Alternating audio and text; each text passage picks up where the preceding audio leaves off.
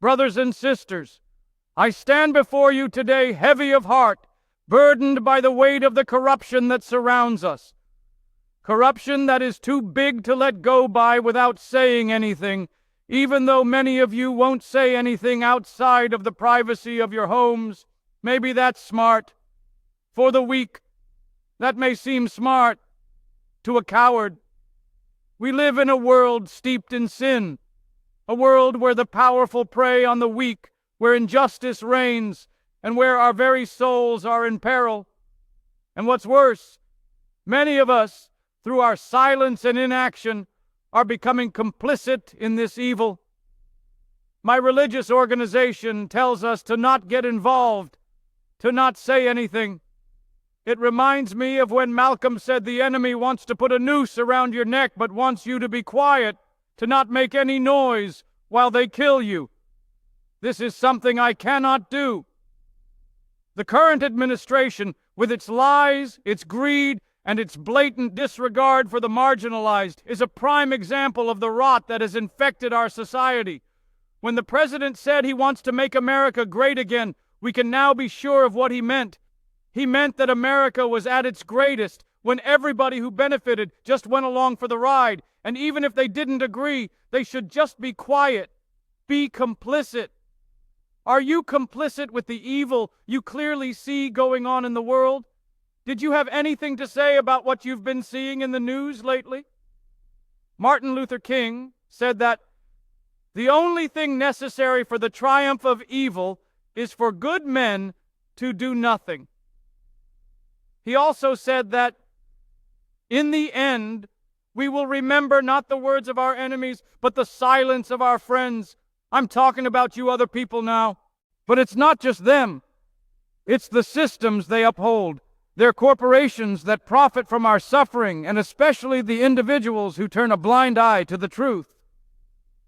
We are warned in Proverbs 1:10, "My son, if sinners entice you, do not give in to them."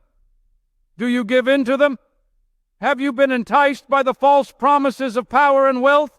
By the allure of a system that rewards the wicked?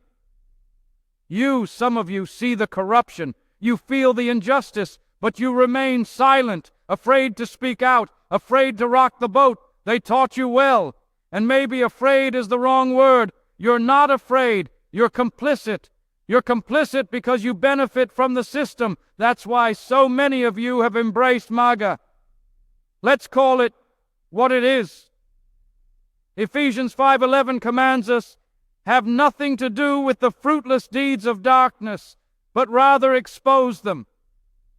We are called to be beacons of light in a dark world, to shine a light on the evil that lurks in the shadows. But instead, we too often choose to remain in the darkness, pretending not to see, hoping that the darkness will pass us by. Well, I'm sorry I can't let you do that. Romans 1:32 tells us, "Although they know God's righteous decree that those who practice such things deserve death, they not only continue to do these very things, but also approve of those who practice them." You see the wicked prosper. You see yourself rewarded for the evil, and you rationalize your actions to accept them as the norm. White people have always been complicit with evil. Many, not by doing it themselves, but by condoning it silently, by being complicit. Many think that the stuff we see happening in the world today is a win for them. Some even boast about it. 1 Corinthians 5:6 reminds us, "Your boasting is not good. Don't you know that a little yeast leavens the whole batch of dough? A little compromise, a little tolerance of evil can corrupt our entire community." We cannot afford to be complacent. We cannot afford to turn a blind eye. But you can, right? You who taught us your religion after you stole it and rewrote it in the favor of your people. Romans 2:22 says, "You who say that one must not commit adultery, do you commit adultery? You who abhor idols, do you rob temples? Yes, you do." And finally, James 4:17 states, "If anyone then knows the good they ought to do and doesn't do it, it is sin for them." We know what is right. we know what is just.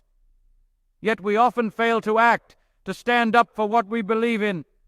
Our inaction is a sin, a betrayal of our own conscience and a betrayal of our community.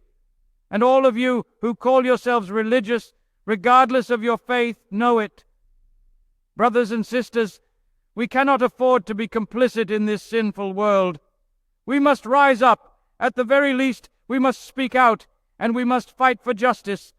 Our very lives depend on it. Wouldn't you agree? We must reclaim our power, restore our community, and remember our strength. Let us be the change we wish to see in the world. Let us be the light that shines in the darkness. Let us be the warriors our ancestors were. We cannot afford to sit on the sidelines anymore. We do, however, have to do this in a more silent way.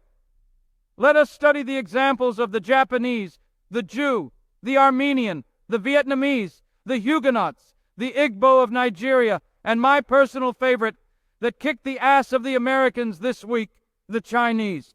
That's all I have to say about that.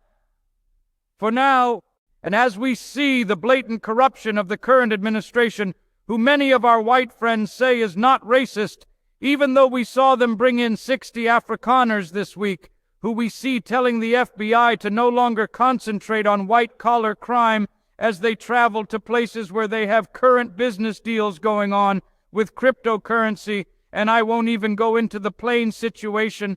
That's their fight. But what I will say is that I'm sure you will agree with me that we have had enough, that this is not the time to show cowardice. We must rein in our children and tell them the truth. Let them know of our fear, as this is a scary situation for us, for black people, for the Hispanic, for the Asian, and yes, for the Arab, who we see the president that thinks he is playing them get played by them. You see it. Enough on that. That is for a more private discussion, not to be sought out here in public. So on that note, I'll end. But this is not the end. It is the beginning. The time is now. Wake up, you sleeping giant. It's time to fight, not with blows, and certainly not with weapons, with the God-given intelligence bestowed upon us as the chosen people of the Almighty.